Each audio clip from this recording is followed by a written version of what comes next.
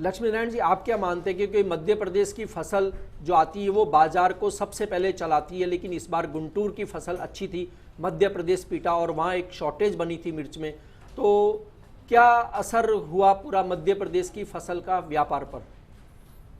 पूरे मार्केट में 30% की तेजी आ गई। 30 से 35 रुपए किलो मध्य प्रदेश की मिर्ची कम आने की वजह से भाव रेट बढ़ा है जी। और मध्य प्रदेश की मिर्ची के पाउडर वाले की उस समय तक नील स्टॉक हो जाता है। जब ये नया माल आता है तब तक गंटूर का माल हाथ से निकल जाता है और एमपी का जो नया माल आता है तो पाउडर वाले इसकी फुल फेज डिमांड करते हैं।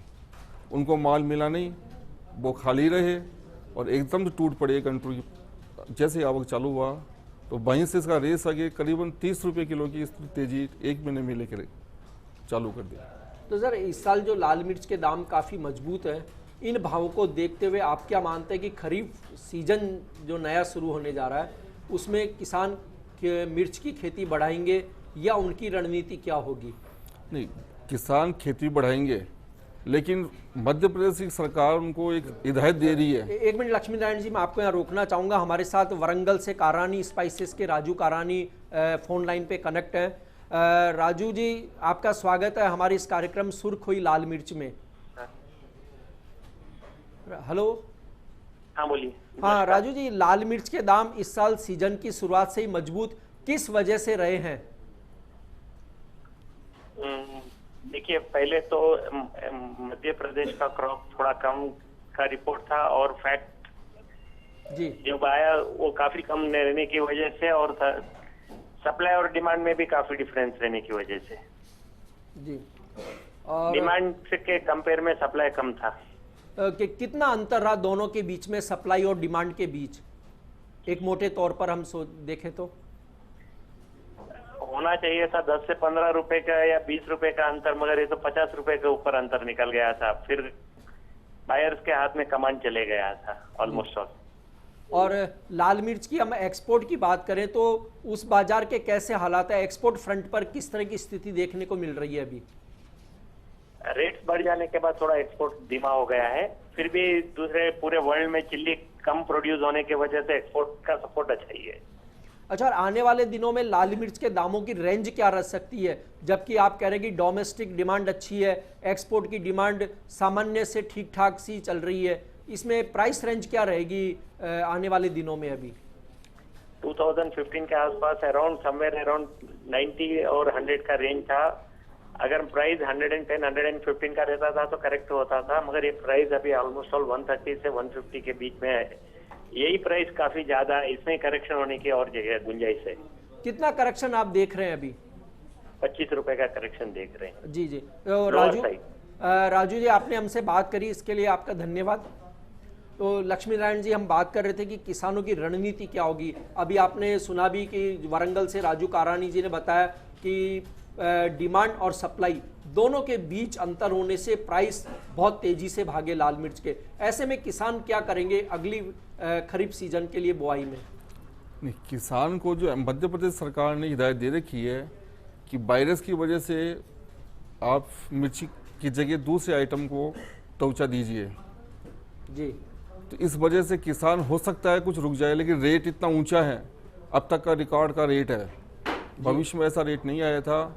इस रेट की वजह से उनका झुकाव भी आ सकता है और अभी तक के जो बीज की सेल हुआ है उसके आंकड़े के हिसाब से जो लास्ट ईयर में जितनी बिजाई हुई थी उससे लगभग 60 से 70% तक के समाचार मिले हैं और बिजाई खत्म हो चुकी है। अभी इसका पौधारोपण होगा जुलाई के अंदर और मौसम के आधार पर इसका मालूम पड़ेगा कि इसमें वायरस आता है कि नहीं आता है। सत्यनारायण जी, राजस्थान में बुआई के क्या हाल रह सकते हैं, क्योंकि एक समय मथानिया मिर्च दूसरी मिर्चा की बहुत प्रसिद्ध थी, लेकिन देखने में ये आ रहा है कि रकबा यहाँ धीरे धीरे घटा है। क्या कहना चाहेंगे आप इस पर? राजस्थान में मिर्ची के क्षेत्र में राजस्थान का अब नई के बराबर नाम मात्र नाम रह गया। राजस्थान की फसल से कोई लेना देना नहीं रहा भाव की तुलना अगर एक मिनट मैं सत्यनारायण जी आपको रोकना चाहूंगा। हमारे साथ दत्तानी एंटरप्राइजेज मुंबई के अशोक दत्तानी कनेक्ट है फोन लाइन पे। अशोक जी, आपका स्वागत है हमारे इस कार्यक्रम सुर्खोई लाल मिर्च में। Thank you. अशोक जी, लाल मिर्च के दाम इस साल सीजन की शुरुआत से ही मजबूत किस वजह से रहे? वजह क्या क्या रही कि लाल मिर्च निरंतर तेज बनी रही? ऊंचे रहने के कारण मेनली तो ये थे कि पिछले साल से फर्स्ट ऑफ ऑल तो कैरी फॉरवर्ड स्टॉक जो ऑलमोस्ट नील था जी। सेकेंडली जो एमपी का क्रॉप सबसे पहले आता है वो वेरियस रीजंस के हिसाब से ज्यादातर वो वायरस के हिसाब से जो फसल थी वो नॉर्मल से आती है, उसकी मुश्किल से 20% फसल आई। तो ये सप्लाई जो अक्टूबर से होनी चाहिए थी, अक्टूबर टू आंध्र प्रदेश की मिर्ची या कर्नाटक की मिर्ची शुरू होती है, उस दरमियान के अंदर में जो शॉर्टेज रह गई है सप्लाई की और डिमांड निकल पड़ी थी, मतलब वो नॉर्मल में वो टाइम पे डिमांड रहती है मसाले वालों की नई मिर्ची की, तो उसके हिसाब से भाव काफी बढ़ गए। अच्छा, आने वाले दिनों में प्राइस मूवमेंट किस तरह का देखते हैं नियर टर्म में? कमल जी देखिए, अभी प्राइसेस ऑलरेडी पिछले साल के मुकाबले अगर हम देखते हैं तो ऑलमोस्ट 30 to 40% प्राइस हाई है, चल ही रहे हैं। अब फसल जो कम है, ये एमपी की फसल कम आई तो उसके मुकाबले कर्नाटक की फसल कुछ ज्यादा ही आई पिछले साल से, और आंध्र प्रदेश की फसल भी पूरी ही आई, कुछ कम नहीं आई। तो जो है शॉर्टेज के वो दैट इज ऑलरेडी फैक्टर्ड इन है ये प्राइस के अंदर में। ये भाव कुछ कम नहीं है, काफी बड़े भाव हैं, मगर फिर भी ये भाव में मंदे जाने की लंबी गुंजाइश नहीं है। और अगर एक्सपोर्ट की डिमांड निकल जाती है ज्यादा तो इसके अंदर में भाव कम से कम अभी 10-20% इसमें और तेज हो सकते हैं। और अगर एक्सपोर्ट की डिमांड नॉर्मल रहती है तो फिर यही इंच में मार्केट पूरा हो जाएगा ये क्रॉपिंग। इस साल मानसून विभाग ने कहा कि मानसून देश में सामान्य से बेहतर रहेगा। इस मानसून के इफेक्ट को देखते हुए अगले हम बुआई की बात करें, अब खरीफ सीजन की, जैसे आंध्र प्रदेश सरकार ने अपना बुआई का टारगेट बढ़ाया है, तो आपको क्या संभावना दिखती है नई? बुआई की अगर आप बुआई की से बात करें, सीडिंग की, तो ऑफकोर्स प्राइसेस बहुत ही रेम्यूनरेटिव है किसान के लिए, तो हर जगह पे बुआई तो ज्यादा ही होगी। और उसके बाद में फिर बारिश कैसी रहती है, अभी तो अच्छी बात की प्रोस्पेक्ट बता रहे हैं, तो बुआई तो अच्छी होगी। और आगे फिर और जैसे ये वायरस के या और कुछ कहीं और जगह पे भी नहीं आते हैं, खाली मध्य प्रदेश के अंदर में ये समाचार है कि अभी तक सीड्स जो है वो नॉर्मल सेंस में जितने बिकते हैं उसके खाली 40 to 50% की सीड्स सेल हुए हैं अभी तक।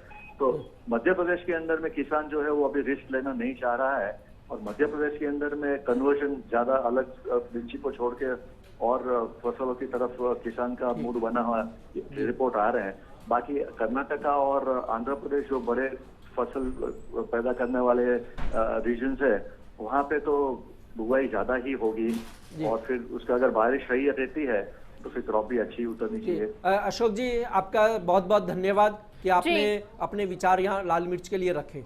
जी कमल जी, यहाँ रोकना चाहूंगी आपको, फिलहाल वक्त ब्रेक का हो गया है, लेकिन आपको बता दें ब्रेक पर जाने से पहले ब्रेक के बाद भी ये चर्चा जारी रहेगी।